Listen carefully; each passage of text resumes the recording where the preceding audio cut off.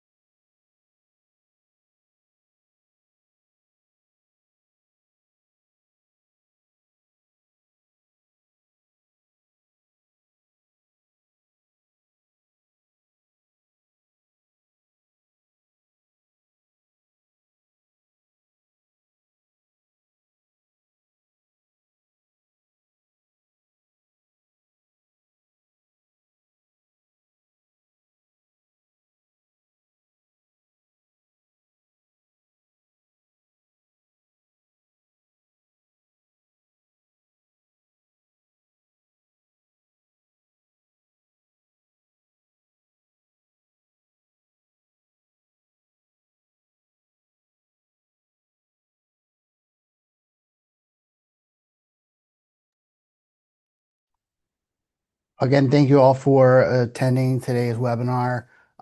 There are still people joining in. I'm going to give another minute or so and then we will get started.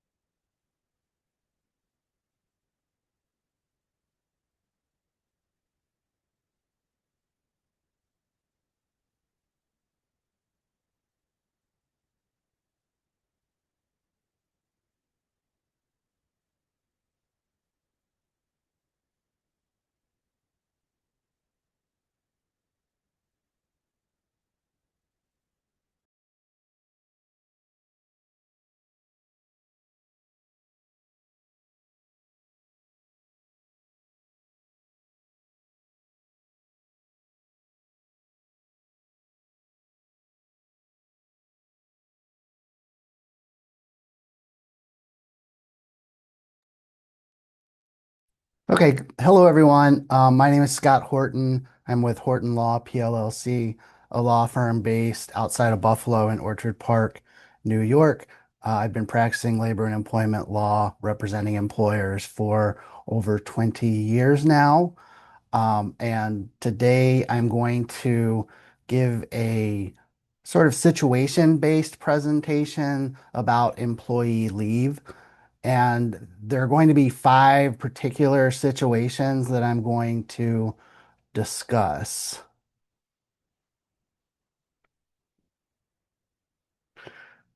Before we get into those situations, just a reminder to everyone, you will get a copy or access to the replay of this webinar. You will also get a copy of the slides that you see in front of you.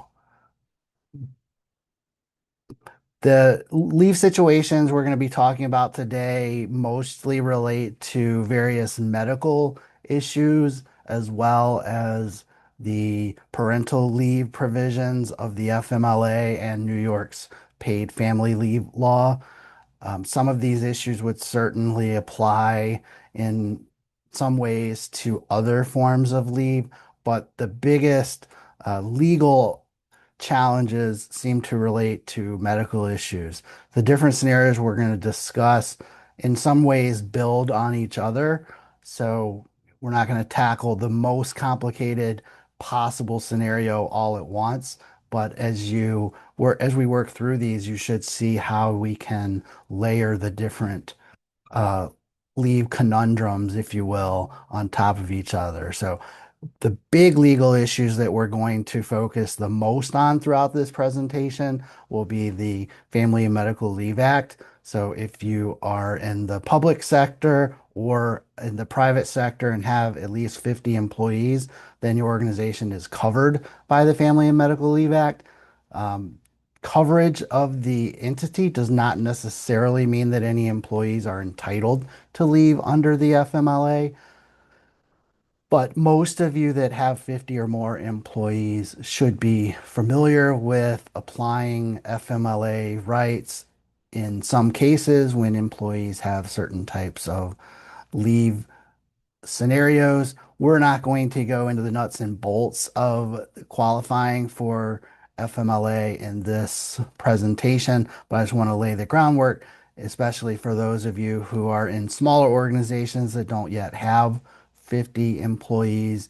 The FMLA itself may not apply directly to you, but some of the concepts that we will discuss should be familiar to you either if you're on the cusp and get to 50 employees or um, as they relate to New York's paid family leave, which applies much more broadly in the private sector within New York.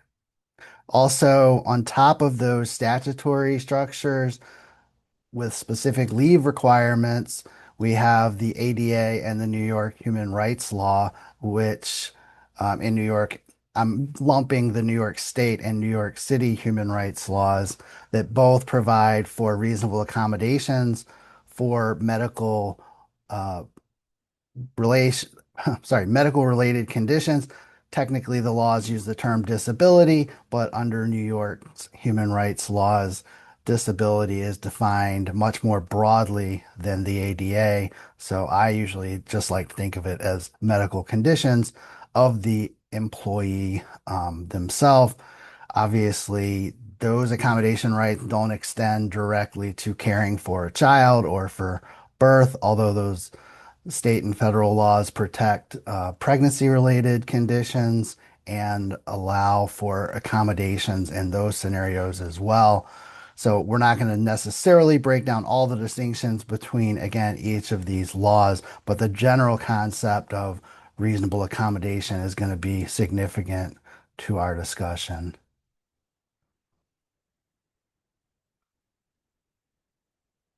Some of you have already found the question and answer window. Please do use that. I'll answer questions mostly at the end, but if I get a chance and there's a relevant question, I will work in the answer as we go. Finally, employer policies. This I'm using as a broad umbrella to cover both your handbook type policies and potentially employee contracts that have specific leaves parameters, or more commonly, collective bargaining agreements that have additional leave eligibility. In this case, again, most of the examples are going to relate to a medical leave, but certainly you have other types of policies like PTO and vacation, which especially now in New York for many of you become further complicated by the paid sick leave law that applies across the state for private employers.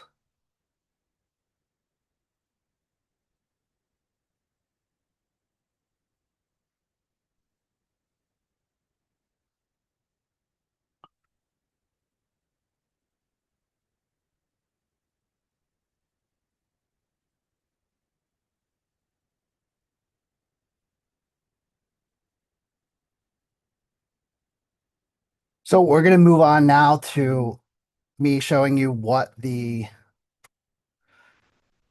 other types of legal issues that can relate to the leave considerations that we will be talking about, although we're not going to spend a whole lot of time on these aspects directly. I did allude to the pregnancy accommodations already.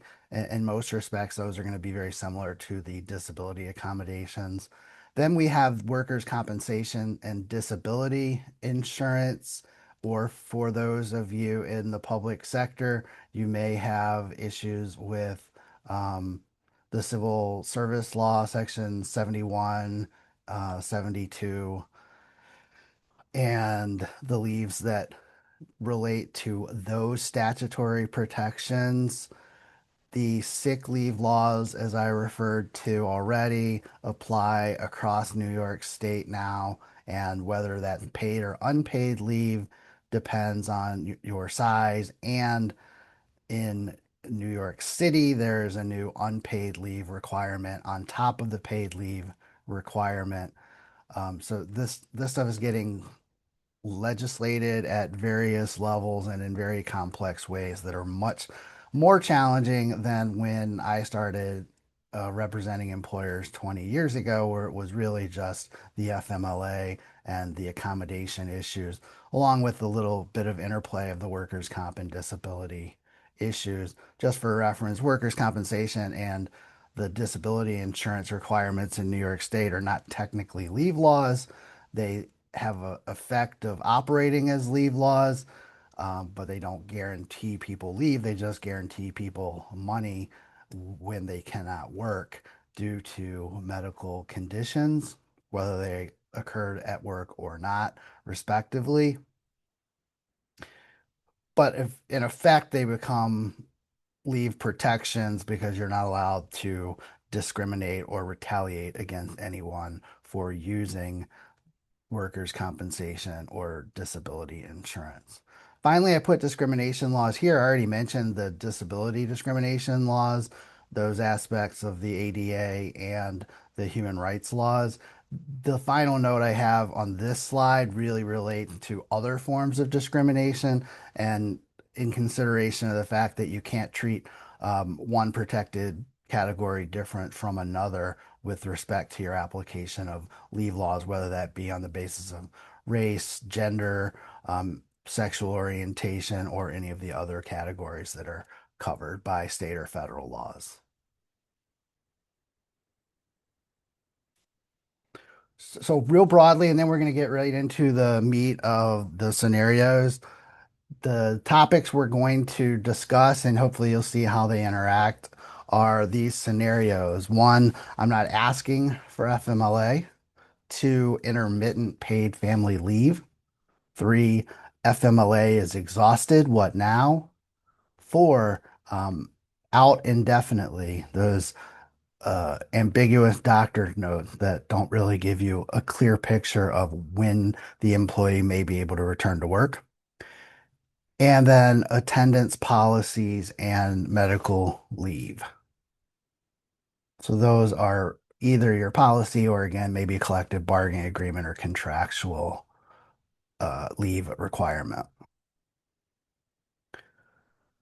I'm not asking for FMLA, I just need a few weeks. Let's start with this situation that many employers see constantly. An employee goes to their supervisor and says something like, I'm dealing with a medical issue right now. I'm not asking for FMLA, I just need a few weeks off.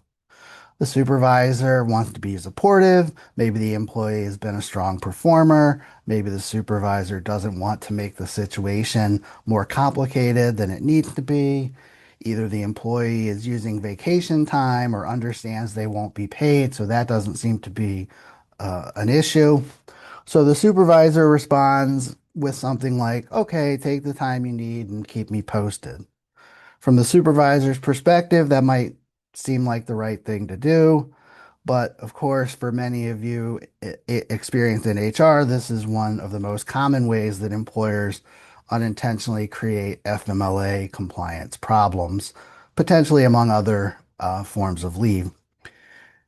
So you could similarly apply this to paid family leave, although there's not as much risk of paid family leave being ignored because that actually provides compensation that the employees are usually looking for, whereas the FMLA only in itself requires unpaid leave. Let's make this scenario a little bit more concrete. And the employee tells their supervisor they need 3 weeks off for a medical issue. The supervisor informally approved the leave, perhaps just not putting them on the schedule during that time period. As a result, no one sends any FMLA paperwork, no eligibility notice goes out, no medical certification is requested. Um, Everything seems fine in the sense that the employee takes the time off and returns to work here as expected. At that point, the employer doesn't necessarily have any problems, but from a legal perspective, they may have already missed several required steps. The reason this becomes problematic is because in some organizations, supervisors think about leave in very practical terms. They assume something like if the employee asks um, for time off and they're not looking to get paid, then it's not a big deal. But if the employee specifically asks for FMLA, then we'll go through the formal process of processing it as an FMLA leave, whatever that looks like in that organization. And again, as I kind of alluded to earlier, many supervisors may have the intuition that if the employee is not going to be paid for the time off, what difference does it make? Unfortunately, of course, for covered employers, the FMLA doesn't work that way. There are requirements to provide notice to the employee and take additional steps. So the big point here is that whether it's said to HR or another supervisor, the employee doesn't have to mention FMLA to start the legal compliance under the act. Many ways they could trigger those obligations on the employer's behalf include simple statements like, I'm having surgery, my doctor told me to stay home for a few weeks, I'm dealing with a serious medical issue, I need treatment and may be out for a while, and things like that. None of those statements specifically mention the FMLA, but they probably still trigger a covered employer's obligations. What those obligations are can depend on the circumstances. First of all, it is possible that the employee is not eligible for FMLA leave, and upon determining that, the employee can get notice to that effect, and that would effectively avoid the further FMLA considerations. But if the employee is eligible, they need to receive a notice of their eligibility with their rights and responsibilities, and you may potentially be requesting medical certification from the employee. Whether you request medical certification in every situation can vary from how your organization handles the issue, but that definitely is an option that is available and is typically recommended in situations where the medical issue is not already somehow clearly documented, at least. So, why does this matter? We're talking about a scenario where the employee got their time off and came back. Well, it's not so much what happens for that leave, it's more what happens in the future if the employee needs additional time off. So, suppose the employee has taken the 3 weeks off informally and then 6 months later requests their 12 weeks of FMLA leave. Since the earlier leave was never designated as FMLA leave, there may be some difficulty in trying to convince the employee that they've already used 3 of their 12 weeks. Now, the legal aspect of that scenario is a little more complicated. There is some court guidance, including from the Supreme Court of the United States, suggesting that the employee is only entitled to 12 weeks of FMLA leave in a 12-month period, regardless of whether it has been properly designated. But that doesn't mean that the employee still wouldn't have a valid gripe, and they potentially could even pursue a claim just on the failure to give the notice and designations.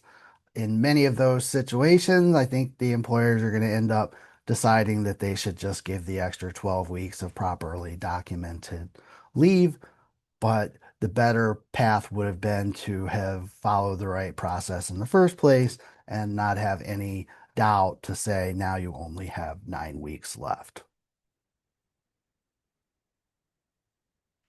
So, just to clarify on this first scenario here, what should the employer have done?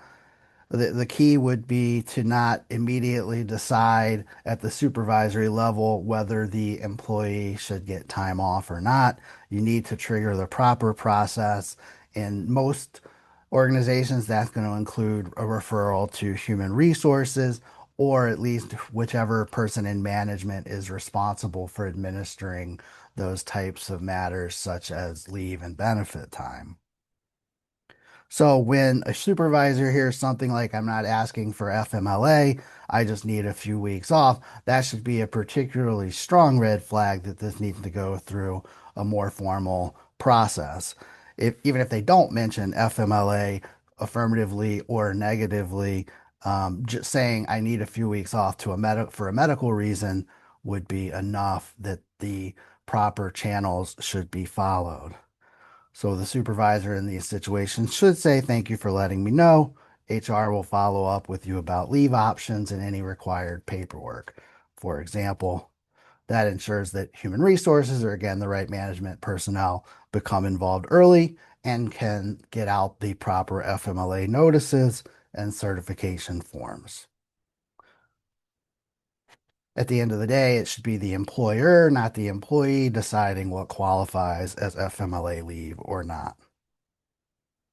So, a practical take home here is if there's any ambiguity in your organization, make sure that supervisors who may be setting schedules know that whenever someone says they need to be out, especially for anything related to a medical leave or birth of a child or something else that might be covered under the FMLA, paid family leave, or some other leave policy, that they actually process it through the proper channels, whether the employee wants it to be so processed or not.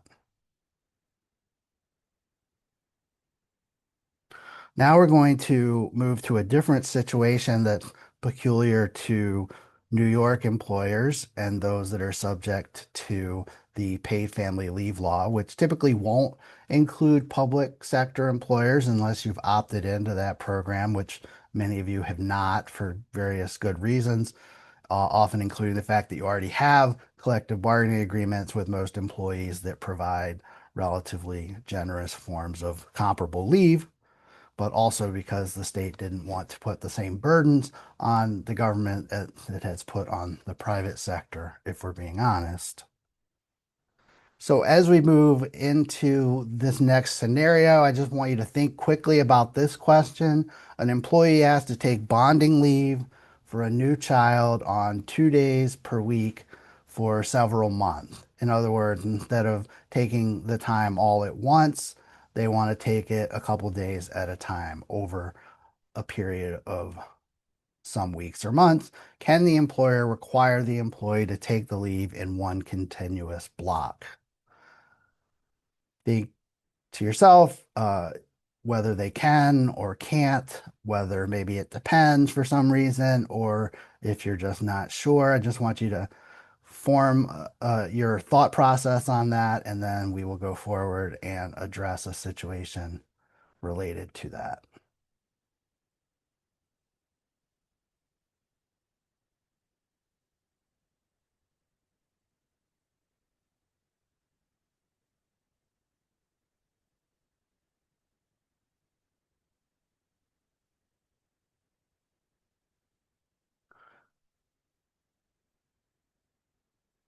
Okay, so now we're going to move on to the part-time paid family leave request.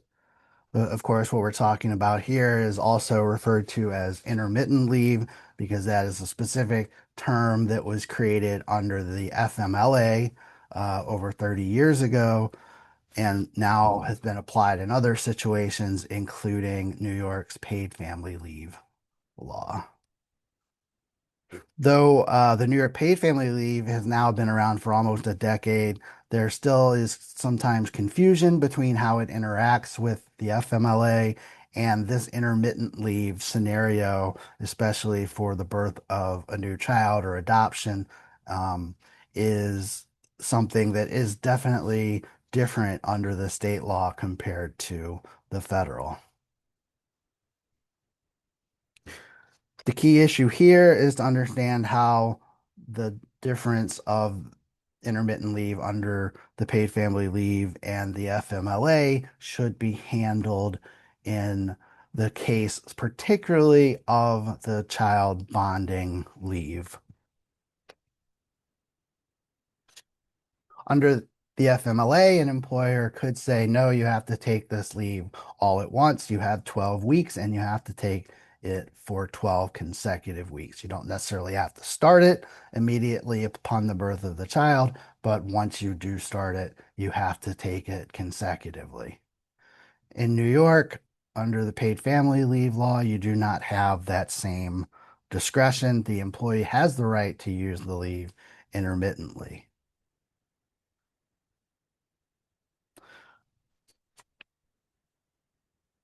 One important detail here is that the paid family leave, intermittent leave, must be taken in full day increments because the benefit is only paid out in full day increments. Whereas under the FMLA, when you do have to or choose to allow intermittent leave, you can do it in smaller increments. But again, it still becomes problematic for employers to have employees who choose to be out for perhaps 1 or 2 days every week or a few days here and there scattered across the 12-month period after the birth or adoption of a child.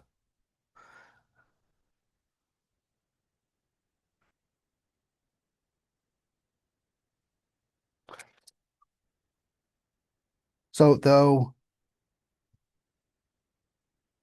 you may not like it, there's no clear basis to deny intermittent leave on the schedule requested by the employee.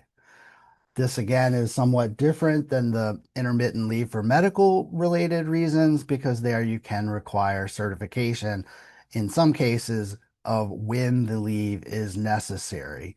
Granted, there are many forms of intermittent leave related to the famous, migraine headache cases where you can't effectively require proof on every occasion that it's taken, but there are at least some requirements that the leave be related to an actual medical need, whereas under paid family leave, the employee can literally pick and choose, ideally with advance notice, which days they're going to take. Usually, the advance notice is not the biggest hurdle. You don't necessarily have to allow employees to call in and say, I'm going to stay home with my kid today, and it's paid family leave. But more common employees will say, I'm going to take off every Friday for the next, however many weeks or months. And there's not much that an employer in New York covered by paid family leave can do about that. So, from a practical standpoint, intermittent paid family leave creates some administrative challenges. For example, scheduling coverage for those intermittent absences. Depending on how specific the employee's function is, it may not be easy to cover for them, even if you have advance notice of when they're going to be out. And then there is also the matter of actually tracking how many of days have been used. So an employee who regularly works 5 days a week, each time they use a day, that's 1/5 of a week.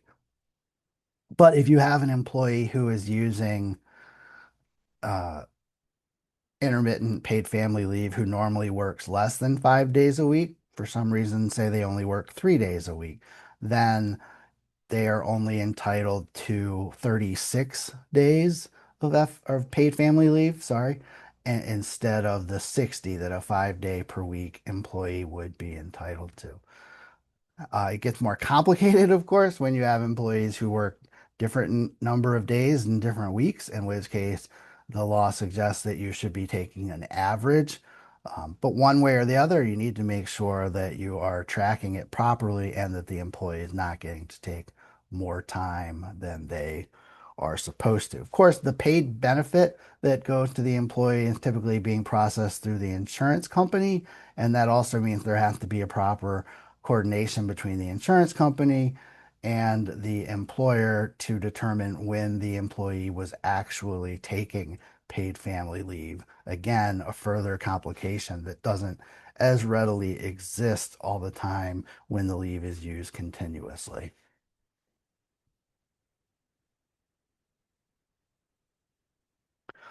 So, what should employers do when faced with requests like this? Well, again, ultimately, the employee is going to have the entitlement to take intermittent leave for paid family leave, but that's only if they are actually eligible for the paid family leave in the first place. So you have the right and should require that the proper documentation is submitted. Employees are going to be motivated to provide that because it needs to go to the insurance company so that they get paid the wage replacement that they're entitled to. Once that documentation is provided and completed, including any certifications, which typically aren't going to be too challenging in the child bonding situation, either they've had a child or adopted a child or they haven't, um, then you should start administering the benefit. As a practical matter, that's typically going to mean running the FMLA simultaneously. So while they're not entitled to intermittent leave under the FMLA, that doesn't mean you can't still apply the FMLA to those days. You can, as an employer, voluntarily allow employees to use bonding leave intermittently, so there's no disconnect there. And of course, you want to run the leaves consecutively in most cases because otherwise the employee will end up with the potential to take another 12 weeks of unpaid FMLA after they've used up all of their paid family leave.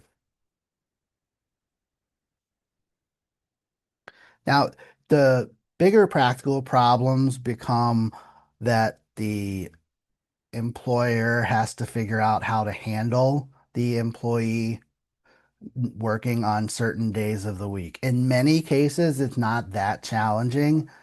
You can't require the employee to do more work on the other days, but you can at least require that they are working when they are there and focusing on the most important tasks that need to be done in the time that they are working. In situations where the employee is one of many in the same job function, then you may need to, adjust your scheduling to have other people in to fill the position. But there are some complicated scenarios that I've come across in practice where it's really just entirely burdensome on the employer to accommodate an employee taking a day or two off every week, for example.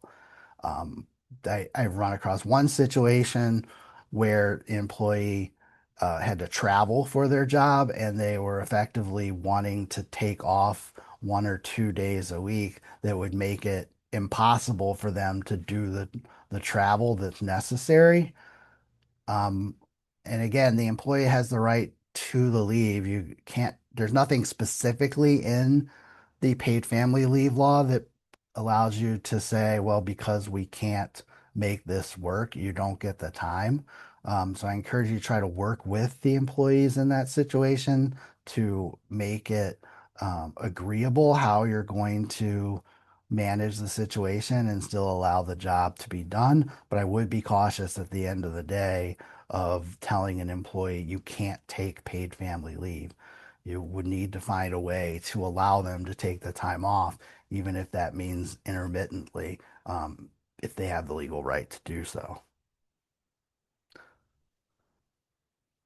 So the takeaway from this scenario is that the New York paid family leave has its own set of rules that don't always mirror the FMLA or how you would choose to administer your own parental leave policies.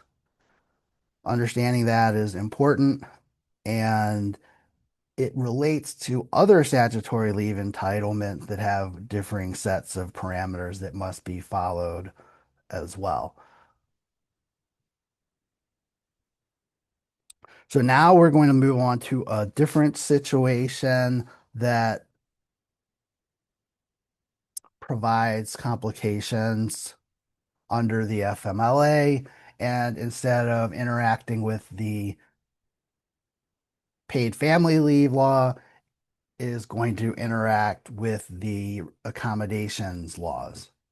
Now, this is a scenario where the employee has exhausted their 12 weeks of FMLA leave But you could also apply the same process in a scenario where the employee has exhausted their 12 weeks of paid family leave, or although disability is not a leave law per se, many employers allow employees to be out for the 26 weeks of short-term disability leave.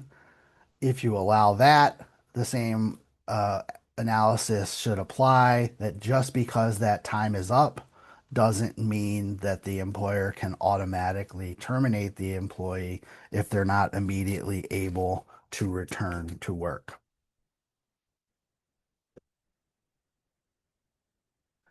So, whatever the scenario, FMLA or otherwise, there's a set period of time that the employee was protected to be out of work. And then at the end of that time, the employee provides a note from their doctor saying something like, the employee is not yet able to return to work and will need additional time to recover. Some employers still believe that this is a straightforward situation. They used up their 12 weeks of FMLA, so our legal obligations are finished, and they will move to separating the employee. However, of course, as we've already alluded to, you have the Americans with Disabilities Act and the human rights laws in New York that require reasonable accommodations for disabilities. And in some situations, additional leave may be considered a reasonable accommodation.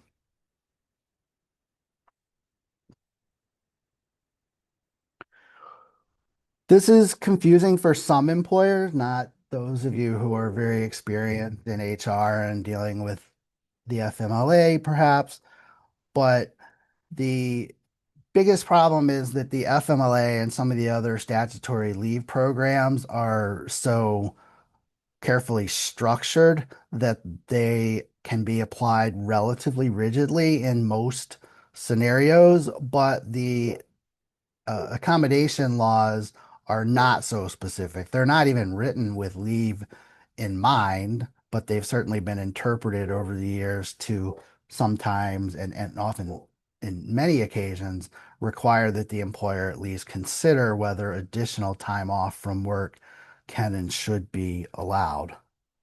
But it is a much more case-specific analysis than many of the routine FMLA or paid family leave or sick leave scenarios. So the key legal issue here, of course, is that additional leave must at least be considered as a possible reasonable accommodation.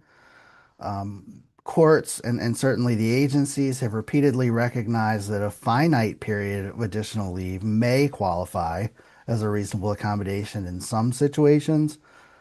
That doesn't typically mean that employers have to grant indefinite leave to employees with medical conditions. But if the employee can provide some information suggesting that a limited extension of leave will allow them to return, the employer probably needs to evaluate that request. This is where the interactive process becomes important. Many of you are familiar with the concept of the interactive process under the Americans with Disabilities Act. If you're in New York City and covered by the New York City human rights law, there is a more prescriptive requirement to engage in a cooperative dialogue that requires some more specific handling of the situation than the general interactive process required elsewhere in New York and under the ADA.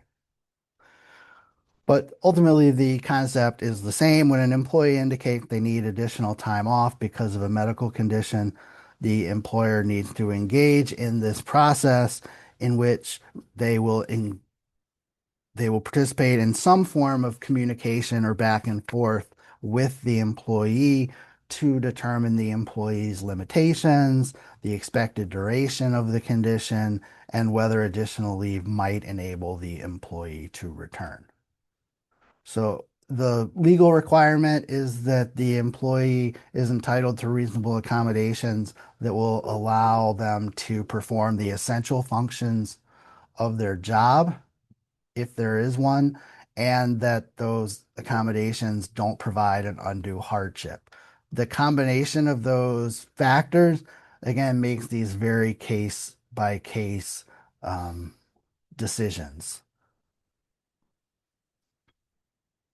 So, with the goal of determining whether there is a reasonable accommodation that would allow the employee to perform the essential functions of their job, the answer will sometimes be yes or sometimes no. But the most important thing that any employer can do is to go through a genuine analysis rather than automatically terminating the employee when their FMLA, for example, ends.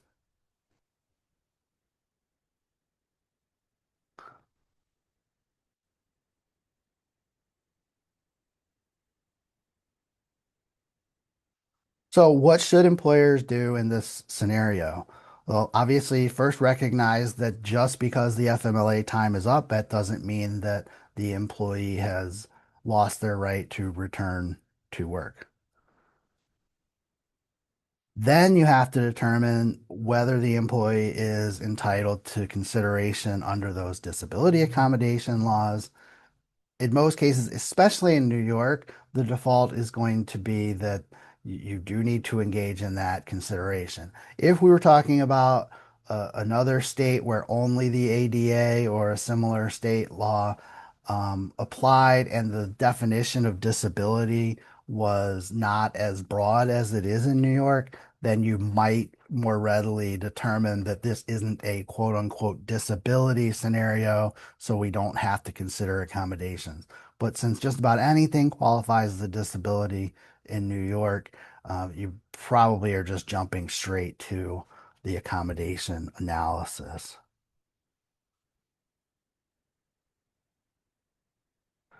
So, what does the accommodation process now look like? What we're actually going to move into another scenario that kind of tackles that in more detail.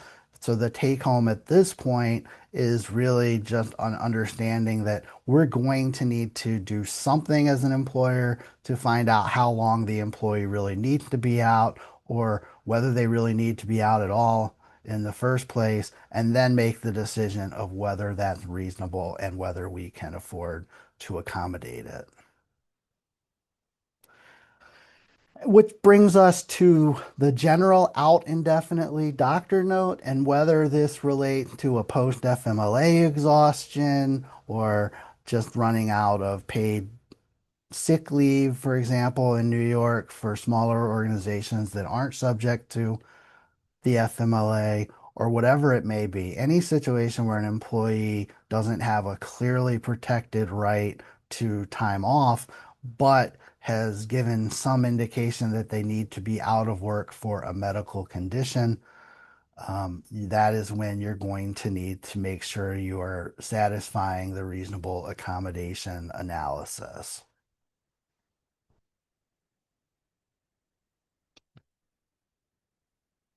So, of course, when I say out indefinitely, doctors note that these take different forms. Sometimes they'll say the employee will remain out until further notice, or the employee cannot return to work at this time.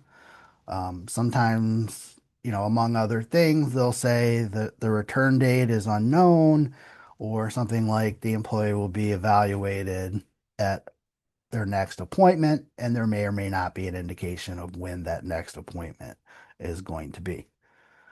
This can be frustrating for employers, especially the supervisors who are trying to make sure they are properly staffed and possibly have already been dealing with somebody who's been out of work for a while and they just want somebody reliable back in there.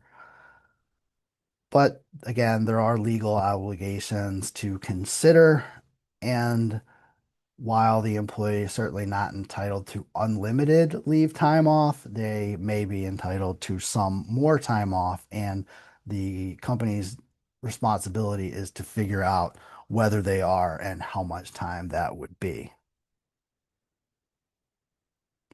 On one hand, the employers, of course, do need the reliable staffing and can't hold positions open forever. But not every out indefinitely type of doctor's note means that the employee is going to be out for a long enough period of time that it wouldn't be considered reasonable to allow them some more time to recover, especially under the assumption that the employee is not being paid for this additional time.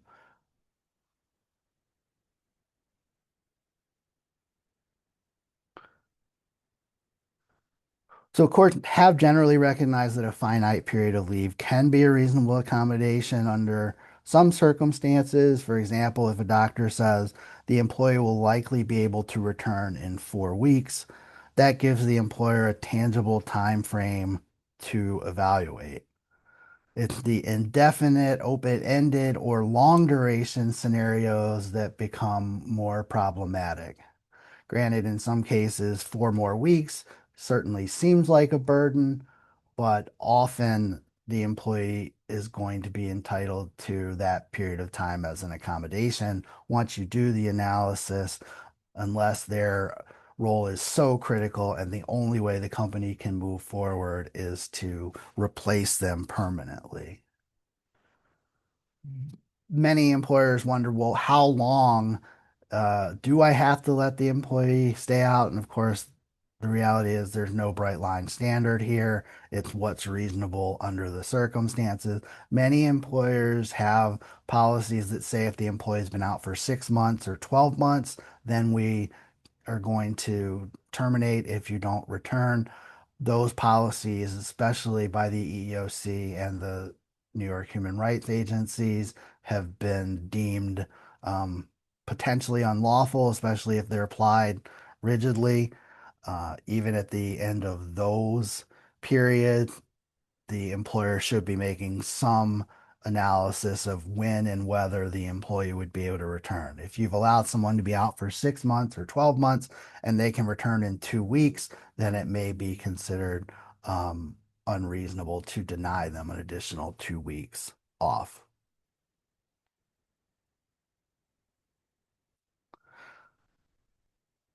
So, what should the employer do? Well, the employer needs to engage again in the interactive process and get more information. In these cases, it's pretty common that you need more information from the doctor. You can ask for more information. You can either ask the employee to sign a HIPAA release and communicate directly with the doctor, or often it's easier just to give the documentation to the employee and say, I need you to provide this to your doctor and have it returned to us. The type of information that you're looking for can depend on what information you already have. If you know someone has been out for knee surgery and they're recovering from knee surgery, it may not be as critical to ask for things like their diagnosis. But in other situations, the employer doesn't have much information on what the medical condition is, especially if there hasn't already been FMLA leave with certifications submitted. But you do have the right as part of this interactive process where relevant to find out what the diagnosis is so you can make your own evaluation as to whether it's really reasonable to allow this person more time off for work from work. One mechanism that employers will choose to use at this juncture is to provide a copy of the employee's job description and ask the doctor to comment specifically on what the medical condition prevents the employee from doing. This could reveal alternative approaches to accommodating the employee without extending the leave. So it's not always the case that the employee is entitled to the accommodation that they want. They are entitled to a reasonable accommodation that will allow them to perform the essential functions of their job. You may get information from the doctor that says there's really only this one or two components of their job that they couldn't do on a regular basis. This may include things like they can't stand for more than X period of time, or they can't be required to, you know, travel as part of their job. but it may be that those either aren't essential functions of the job or at least aren't so essential that the work couldn't be restructured to allow them to otherwise perform their job. So in those cases, leave may still be a reasonable accommodation, but it may not be the only reasonable accommodation. One value of finding out that information is it will help you potentially determine if the employee is just trying to avoid having to return to work when they really could. Once you have that information, ultimately you might be able to make the decision to tell the employee, look, either you come back and do the job that we have available with the accommodations we can make that seem to satisfy what your doctor says, or, we'll just have to separate you and you can reapply to available positions that may be open in the future when you're ready and able to work.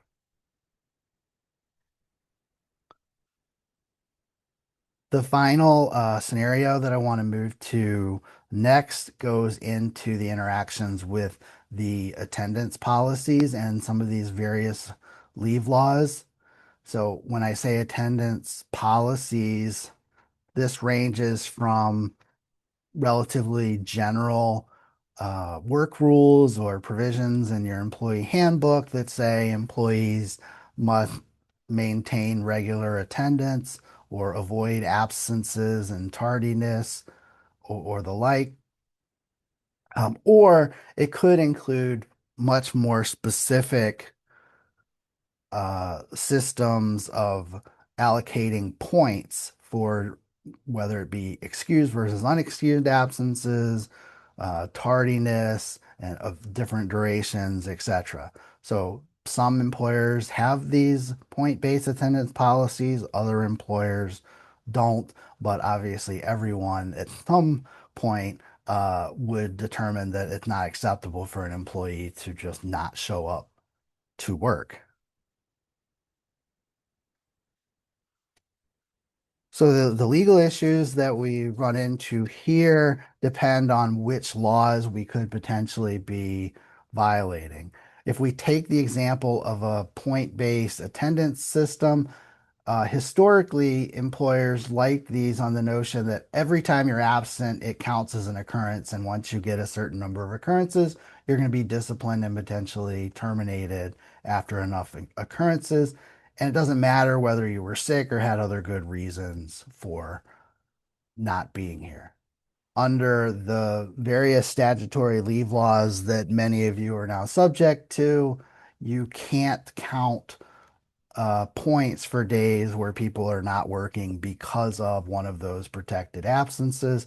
And the New York legislature a couple of years ago made this abundantly clear through an amendment to the labor law's general retaliation statute that says, no, if you count that against someone for discipline purposes, then you're retaliating based on whatever it is, the protected statutory leave, whether it be FMLA, um, paid sick leave in New York, or paid family leave, or what have you.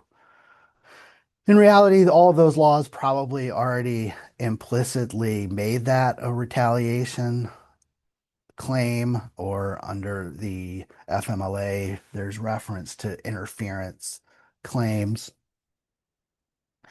Um, so those are a little bit less complicated. If someone's on FMLA leave, they definitely shouldn't be getting points under an attendance system, nor should they just be terminated generally for failing to show up to work, obviously. The more complicated ones become, again, those accommodation leaves where the employee is allowed additional time out of work, even though they don't have a specific statutory day, quote unquote, to cover it. But even those days that are being allowed as an accommodation can't count against the employee in their attendance system.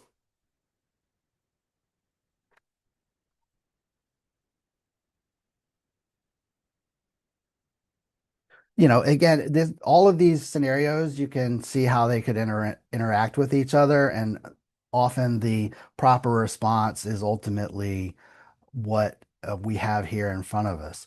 You should always be ensuring the proper attendance reporting channels are followed, whether it's an FMLA situation, a day off under paid sick leave, or a doctor's appointment in the midday that's covered through your sick leave policy and your collective bargaining agreement. It needs to be documented properly, or a problem could arise down the road.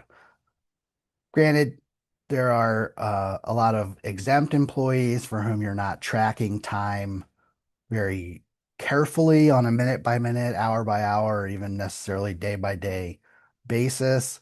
But it is important to still follow your policies with respect to those employees, because it's possible that if you've allowed an exempt employee just to take off a day every week, to be with their newborn child, for example, without any documentation, you may still be paying them because they're getting a salary anyway. Um, they might still at some point in time come and say, now I want my 12 weeks, for example, and you would have a hard time challenging that. But if you've documented each of those days as FMLA, or through paid family leave, again, recognizing that if the employee says, I want to take time off, you can say, this is going to be FMLA, or here's the paid family leave paperwork, or whatever your situation warrants. Regardless, once you get that properly documented, request the proper documentation, get everything categorized properly. If there was some form of protection in the ways we've talked about, or through other policies that allow the employee to take the time off, they can't be penalized generally for taking that time off. We're going to get to questions. I know we have a number of them. I plan to stay on as long as I can to answer as many of those questions as possible. I just have a couple slides to kind of synthesize and wrap up a little bit further. Here, what I've come up with is the top 5 leave management mistakes. One is waiting for the employees to use legal terminology. It's hopefully it's clear the employee doesn't have to say FMLA. They don't have to say I need an accommodation, or whatever. They just need to provide enough information that the employer should have an understanding that they may need a certain kind of leave. And when I say employer, again, we could mean frontline supervisors. So it is important that they understand at least what may trigger them to need to refer the situation to HR or other appropriate management personnel. Obviously, big problem that we don't see as much as we used to is treating the statutory leave exhaustion as the end of the analysis. People understand that people that have used their 12 weeks of FMLA might be entitled to additional time. The bigger problem now is there's so many different statutory leaves available, including the paid sick leave, the prenatal leave, the unpaid leave that New York City requires, that it's harder and harder to keep track of when someone is actually exhausted all of the various forms of leave they may be entitled to. Ignoring the interactive process is a huge problem for medical issues. Whatever you ultimately decide, whether an accommodation is available or not, which accommodation to implement, and um, frankly, just whether to provide an accommodation at all, can be the basis for some sort of legal claim. But the biggest problem is if you just haven't engaged in the interactive process, or haven't documented that you've engaged in the interactive process, then you're going to be behind the 8 ball from the start. Relying on vague medical notes is usually detrimental, especially if the employee is going to be out for any meaningful period of time. If you don't ask for the information, one, it is easier to argue that you haven't engaged in the interactive process adequately. And two, it just leaves you guessing as to what the situation may or may not be. Finally, applying company policies too rigidly, especially if you have those strict point-based attendance policies, and if they haven't been updated, in the past several 10, however long years, to not account for covered, protected, disability related, or otherwise absences, then you're going to have problems when you try to apply those, whether it be through a grievance or a claim with the Division of Human Rights or otherwise. So, just a final conclusion, I'll start answering the questions that have come in. The most problematic leave issues are rarely about knowing the rules. No one necessarily knows all the rules these days, but you can typically find them if you need to. It's not hard to determine that an employee is entitled to 12 weeks of FMLA if they've worked for at least a year and worked at least 1,250 hours in the last year and haven't already used the 12 weeks of leave. For example, the bigger problem is navigating the interaction between the various rules. And I'm sure there are many scenarios that will come up that we haven't discussed today. There are many scenarios I've seen that we haven't discussed today. Frankly, there's a number of scenarios that don't have very good answers when you start overlaying one law to the other. But the best way of handling any of these decisions is to, again, make sure you've gone through an extensive process. Extensive doesn't necessarily have to mean it's taken a long time or a lot of your time, but at least that you've considered different factors, done something to document and show that you are looking for the right information and making decisions to the best of your ability based on the information you can obtain. So now, again, as a reminder, you will get an email if you're registered for this webinar today with a copy of the replay and with these slides. A number of questions. I'm going to do my best to go through. And they may be not in the most chronological order of the presentation, but I would do my best to synthesize where I can. What happens if this was never brought up to HR until the second situation? So this is where, okay, it wasn't documented as FMLA in the first case, but now for whatever reason, we're looking at whether the FMLA applies. The uh, question says, how would we handle this? Well, the first thing you would do is decide whether you're going to try to apply the FMLA retroactively to those earlier dates. You may or may not want to do that for various reasons. If you decide that you're going to, then you would probably still issue the designation notices that you should have issued before and explain to the employee that, look, you've already used this time.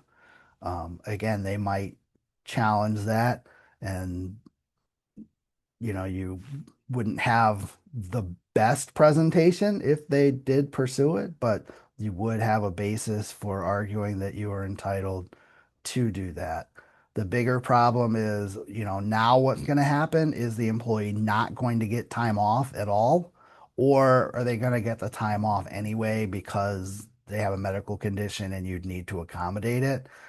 So if at the end of the day, the employee is going to end up with the same amount of time and compensation that they would have had, it's probably not going to be a big problem. If you're talking about a situation where you're telling someone that, you used up the time you have, and especially because it's not their own medical condition, there's no accommodation right.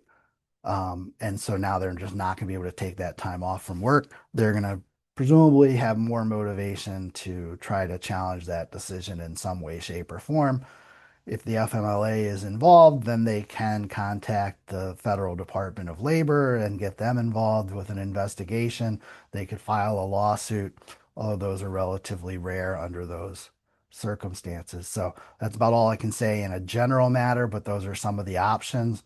You probably want to speak to an attorney about your specific situation if and when that arises.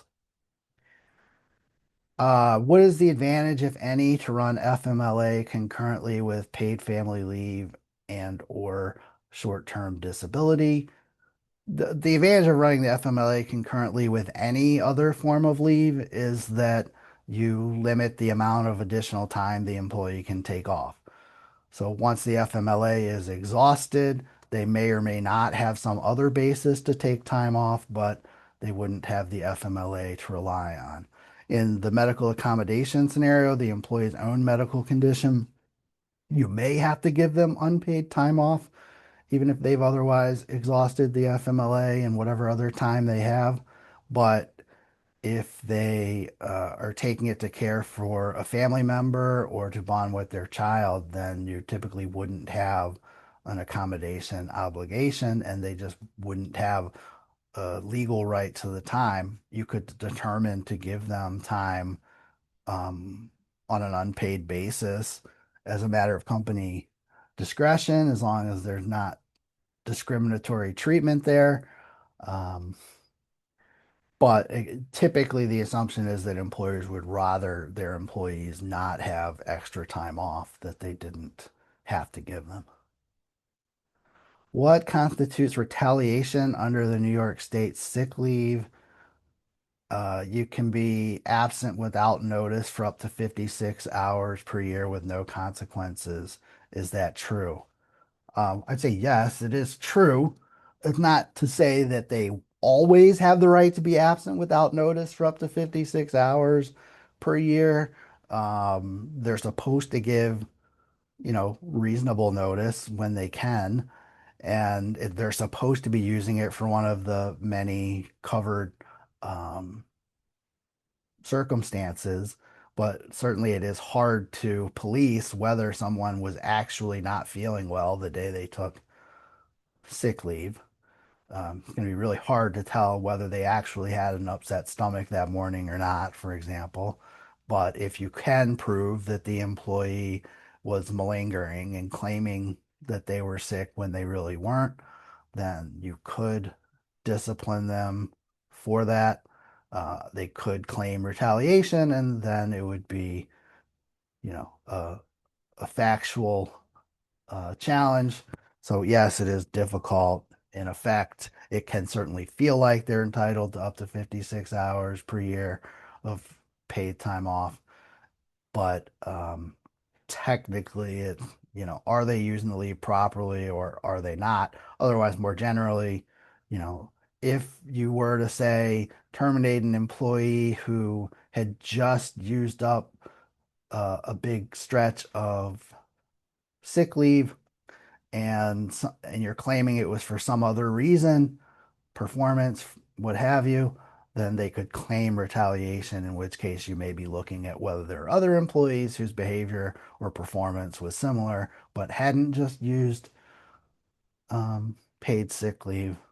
We haven't really seen too many retaliation cases arise from the sick leave law yet. Most employees are just using their time and going about their business beyond the time, but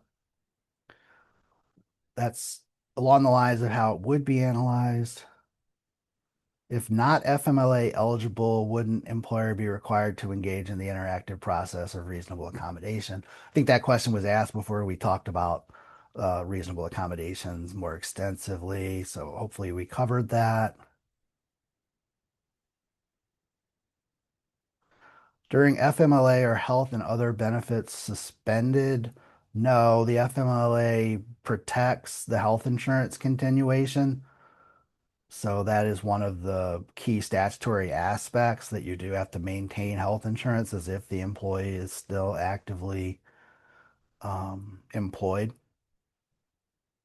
Other benefits, it's a little more complicated as to what has to be continued. Typically, you're continuing whatever life insurance and disability benefits, et cetera, that are available to employees while someone is on FMLA. Other benefits, meaning like eligibility for attendance bonuses or whatever, whether that can be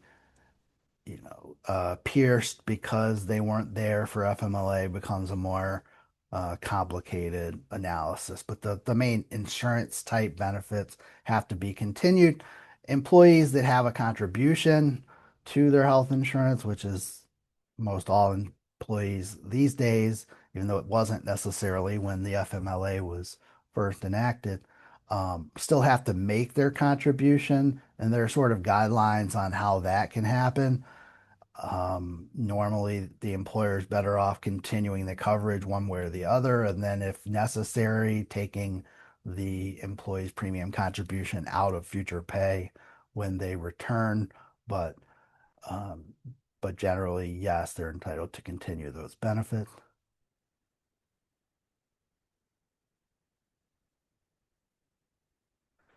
This question, FMLA, employees in the Army Reserves does their weekend requirement with the reserves, gets concussion and has been out, remain out of work. Are we required to provide FMLA paperwork since this did not happen on our watch? Yeah, the FMLA doesn't depend on where or how the employee was injured. If they have a serious health condition that's going to allow them to be out of work, then the FMLA applies, assuming that the employee is otherwise eligible and the company is covered. So it's not like workers' compensation in that situation. It doesn't matter where the injury occurred. It's just a question of whether they have it, whether it meets the statutory requirements, and whether they are eligible. How much flexibility does an employer have to change an employee's job while on intermittent PFL or FMLA when the unpredictable nature of the intermittent leave poses significant operational challenges? The FMLA regulations have some specific guidance in the case of reduced schedule work. So, an employee who needs time off on a specific schedule or recurring basis due to their FMLA leave, and it does allow some restructuring as long as it's not too onerous. The paid family leave law in New York doesn't address the topic directly at all. The assumption is the employee is entitled to the time off. They couldn't be overly punished one way or the other by the way their job has changed, or it would presumably provide the basis for an interference or retaliation claim. Like I said, I think stuff like asking the employee to focus on certain tasks when they are there versus what they might have otherwise done on a Tuesday should be fair game. But, completely changing the employee's job or making them do something more onerous or less desirable than what they normally do would presumably be a problem.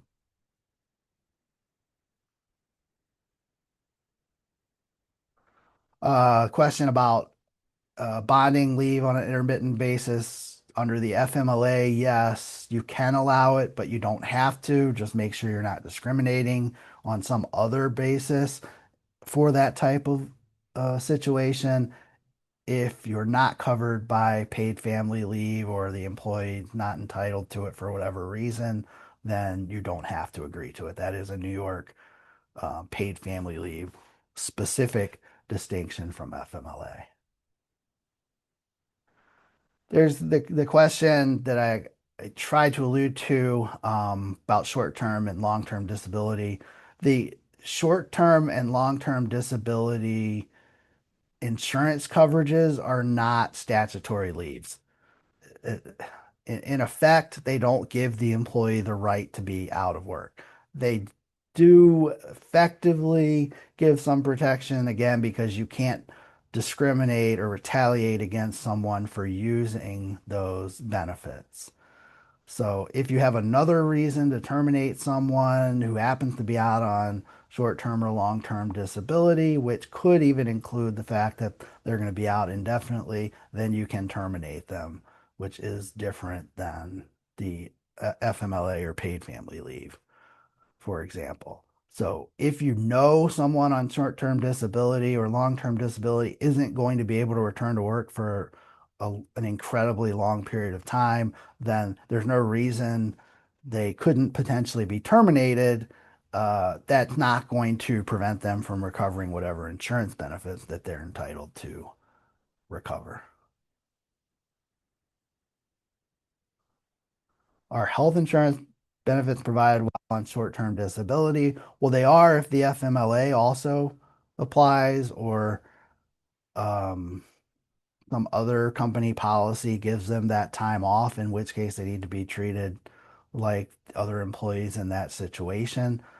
But uh, it, being on short-term disability again doesn't specifically give the protection, but denying someone on short-term disability insurance continuation when, for example, an employee on vacation for the same time period would be entitled to recover their or to retain their insurance coverage, or someone else on a discretionary company allowed unpaid leave to maintain their coverage would likely constitute discrimination or retaliation under short-term disability. So you'd have to look at what other similarly situated employees are entitled to. The statute doesn't specifically require it.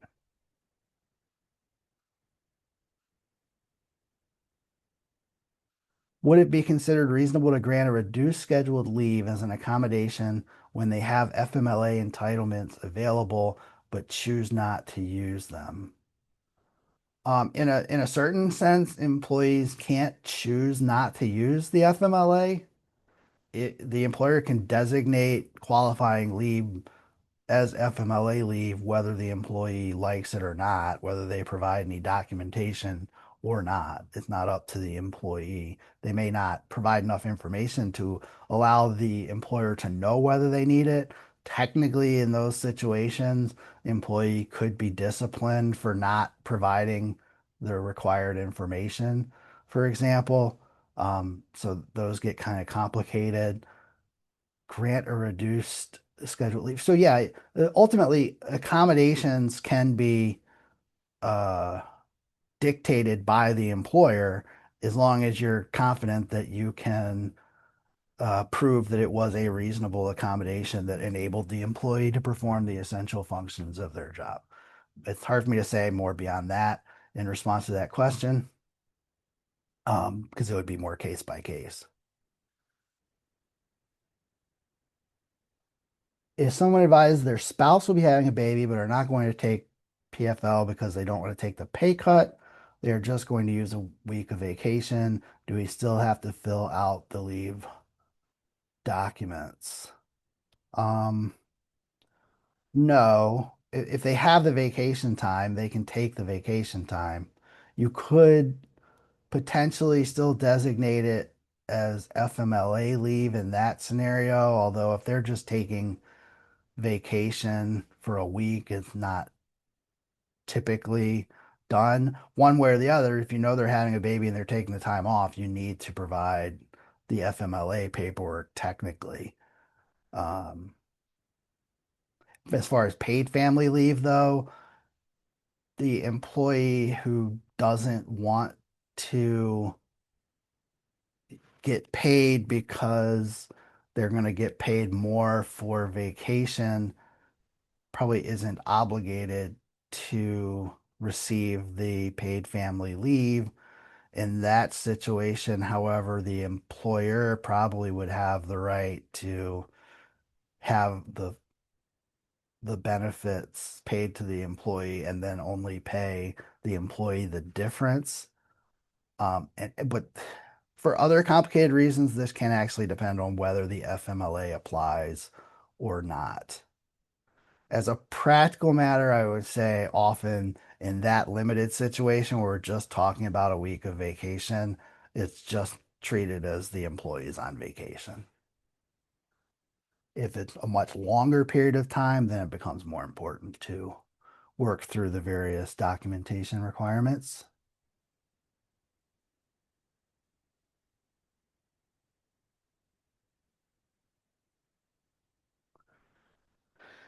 This is an interesting question. When employees taking FMLA and paid family leave concurrently, with FMLA being used in hour increments and paid family leave being used in full day increments, how do you charge paid family leave if someone keeps taking FMLA in less than full day increments?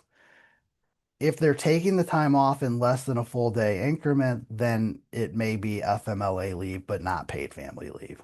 You can't aggregate less than full day increment into a full day increment for paid family leave. They are only eligible for the paid family leave if they don't work for the whole day. So the insurance company's not or shouldn't be paying out for that day if the employee worked part of the day. So in that situation, yeah, they wouldn't be eligible for paid family leave, even though they're eligible for FMLA leave. So they would potentially run out of FMLA leave before they ran out of paid family leave. All right, I think and hope I answered all of the questions. I know we've gone somewhat over. We still have a good number of you on the line, so thank you for sticking with us.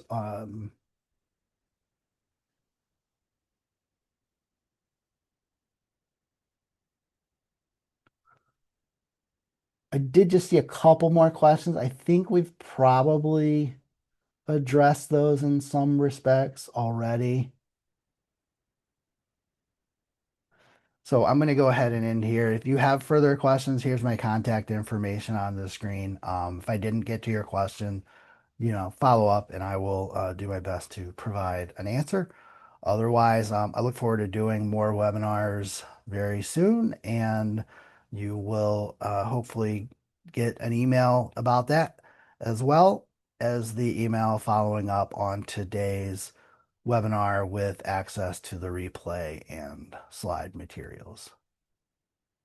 Thank you, and hope to speak to many of you again soon.